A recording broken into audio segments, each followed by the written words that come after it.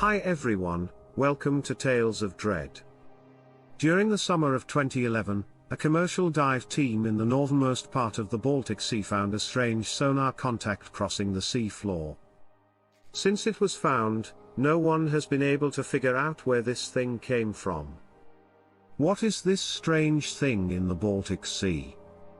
Poor weather and rough seas made it hard for the ship to get to the dive site, and when it finally got there, the tension on the deck was palpable. Technicians worked quickly to get the ROV ready for the dive. Unloaded and ready to go, they were aware that the time for deployment was short. Peter Lindby and Dennis Sorbe were below deck, looking at the sonar screens with rapt attention to make sure they were in the right place. After a short time, two big, familiar shapes finally showed up on the screen, but there wasn't much time to feel relieved or happy. Too much fuel had already been used to get them there, and a storm front was coming, which meant they might only get one good pass over the target. After a few minutes, the deck crew let everyone know that the ROV was now swimming. When the operator's screen finally turned on, the Ocean X team crowded around it to watch the first high-definition video of their discovery. As expected, there was a deafening silence in the control room. Everyone was staring intently at the monitor as the depth counter on the side of the screen steadily went up. The water under their ship was hard to see through, and the two spotlights on the front of the robotic probe had a hard time getting through the sediment-filled depths where it was going. Then, when the readout showed that the drone had gone past 70 meters, things in the far distance started to get better. On the sandy seabed, the rough shape of something strange came into focus. Its out-of-place slowly started to move together, connecting to make the shape of a big circle. But as soon as the depth counter went past 80 meters, everything went wrong. The ROVS. The ship's compass started going crazy all of a sudden. At the same time, somewhere the video feed went black. Someone swore, and people on the deck worked right away to get back in touch with the device. Someone shouted down that the drone's control line was caught on something and they couldn't get it free. It seemed like an age had gone by. The controller said that none of the ship's instruments were giving him accurate readings and that he didn't know what had happened. Then, just as quickly as it had disappeared, the camera feed from the device came back on the screen. On the screen, there was a picture of what looked like a stone staircase right in front of the ROV. Over the next few minutes, other systems on board the ship mysteriously stopped working and then started working again. Before the order to bring the ROV back, the Ocean X team wrote down as much information as they could about the target. Was given. Nobody spoke. Each person on the crew was deep in their own thoughts. They were still no closer to figuring out what they had found, and all their work had gotten them was more questions. Ocean X is a Swedish maritime expedition company. They first came to the public's attention in 1992 when they found the long-lost remains of an American B-17 bomber that had been submerged in the waters off their country's eastern coast. Encouraged by their success, they started to look for records of other boats and planes that had gone missing off the coasts of Europe. Eventually, they decided to tell the story of a World War I transport ship that sank in the Baltic Sea. As dawn broke on November 3, 1916, a supply ship was trying to sneak into the ports of Roma. The German submarine U-22 was patrolling the waters near the Finnish coast at the time. Captain Carl Shep attacked the long line of cargo ships without much hesitation. 3 of them went down in the water. One of the ships hit by the German ambush that morning was a Swedish schooner called the Jean Shipping. It was carrying expensive champagne and brandy to the Metropole Hotel in Moscow, but it was one of the ships that got hit. The shipwreck finally came to rest on the bottom of the ocean about 200 feet down, with most of its valuable cargo still mostly intact and almost perfectly preserved by the cold, dark conditions. After a long search, OceanX found all of the gene shipping in 1997, and was able to bring it back to the surface. With the help of a 560-ton floating crane, the team was able to save about 3,000 bottles of champagne and 14 barrels of cognac before bad weather came and helped the sea take the wreck for good. The treasure they had found was then sold at auction to private collectors to pay for future diving trips.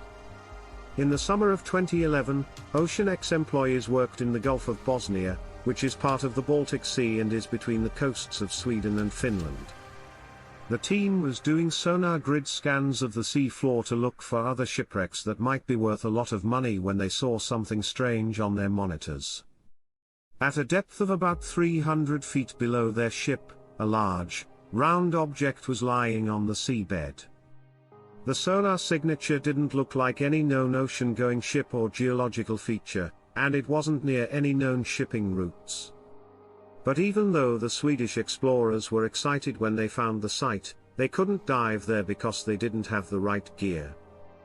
Instead, they had to go back home and look at their preliminary findings to figure out what they meant.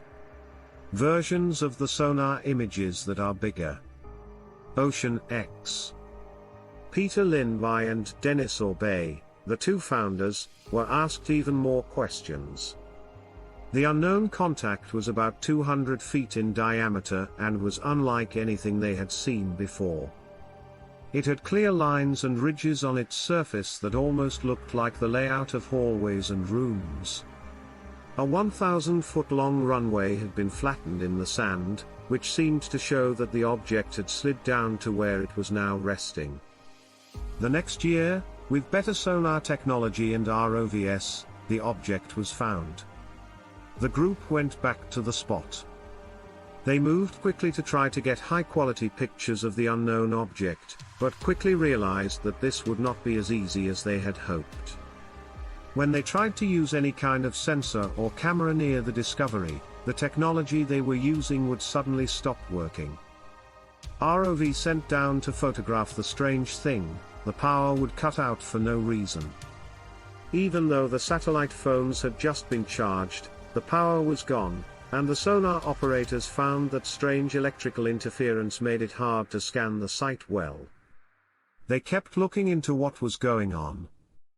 OceanX sent down divers with more standard gear to carefully write down the object and the lines and grooves that run along its surface. At some points, perfectly round holes had been drilled into the surface.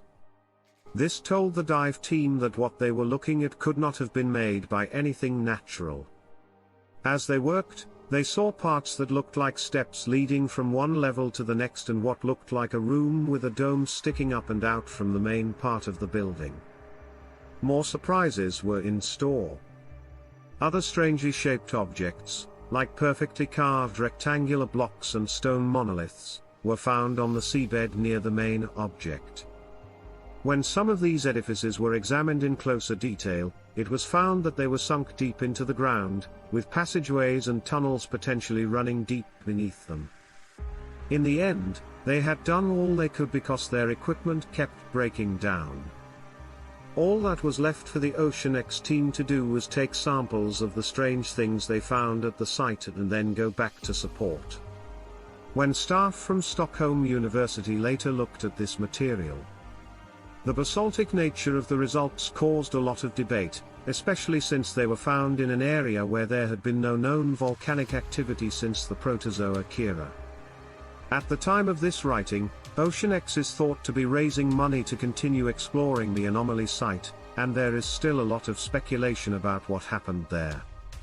To some observers, the object that the Swedish explorers found on the bottom of the ocean is proof that aliens have been to our planet in the past.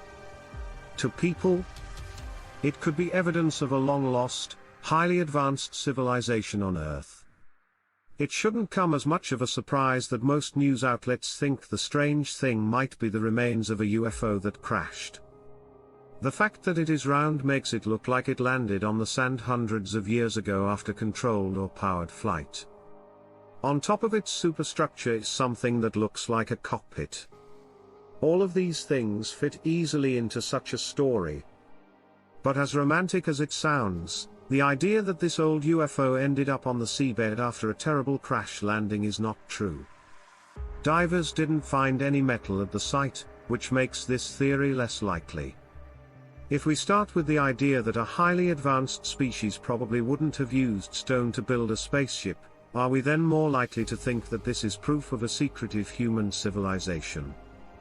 Even so, the anomaly is said to sit on top of buried tunnels, and its structures are covered with what could be the remains of walls and staircases. It looks like it was built using human building techniques. Is this a temple or something else important that a lost civilization like Atlantis built?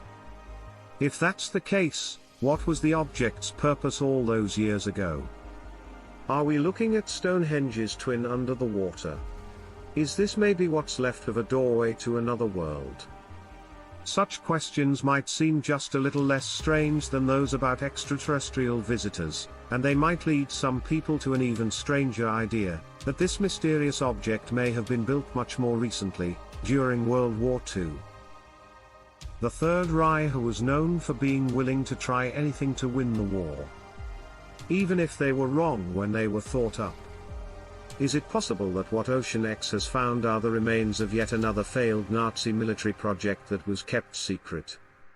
People who believe this theory say that if there are lines on the surface of the object that match the edges of hallways and rooms, then what has been found could be the remains of a communications or observation bunker. This structure may have been carved out of the seabed or built above the water and then lowered into the water. It seems to be able to scramble the radio and electronic signals of any ship, which suggests that it may have been a weapon against ships. It could also be part of a supply base that was never finished. If that's the case, the truth behind it may have been lost to time, like many other secret Nazi projects. There are, of course, people who try to figure out where the strange thing came from, using hypotheses that are much more realistic. Some people think it is a piece of art, or a model that fell off a ship while it was moving. There is also a chance that it is a natural geological feature, either pressed into the ground or brought there by the huge glaciers that carved out the Baltic Sea many millennia ago. However, there are still claims that the anomaly could be nothing more than a complex hoax. Since the Ocean X team made up the sonar data and supposed videos from the site, there are also rumors that the object is nothing more than a bed of rocks and that its appearance was misread because of a mistake by the people looking into it or because they didn't have good enough tools. Whether it's the result of a volcanic process, a meteor that fell from the sky, or the fantastic work of some intelligence we don't know about, it's a beautiful thing. The Baltic Sea anomaly is still being talked about and thought about. It also has the power to stop any attempts to find out more about it. The object can also make people disagree about how to feel about it. We live in a time when technology is changing so quickly that it is scary, so it is inevitable that the truth about this strange discovery will come out at some point. But it's still possible that the more we learn about the strange thing, the more questions may come up.